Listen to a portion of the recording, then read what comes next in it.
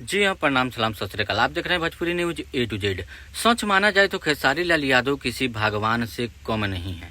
अब आप लोग सोचते होंगे कि हम ऐसा क्यों बोल रहे हैं, खेसारी लाल यादव को हम भगवान क्यों बोल रहे हैं। तो इसी वीडियो में हम उसके बारे में बात करेंगे, तो वीडियो को अंत तक जरूर देखिएगा। आप सबको पता ही होगा कि खेसारी लाल यादव छपरा से विधायकी का चुनाव लड़ रहे हैं। एक चुनाव प्रचार के दौरान खेसारी लाल यादव को छपरा के लोग दूध से नहलाने लगे।